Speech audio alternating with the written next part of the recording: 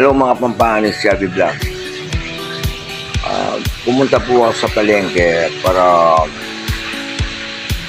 magpagawa na ng motor. Walang langis po, walang langis. Minta po ipunin naman po yung kalukuran ko. Sinabi na po ka na ako nung magsweldo na ako. Ko pa ako nung magsweldo ko muna kan diling sopan. Makanya manibat kayong ibat, makanya naman nalana ako sa sahop na akong karang nangailangan. Kasi diyang magkano lang mo kung kayo, hindi ako pakikayo ako. Katwari, mira sa makanya na edad, libang ko doon pa mag-vlog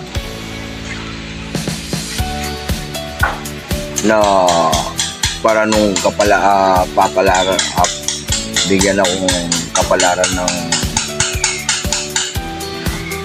may kapal.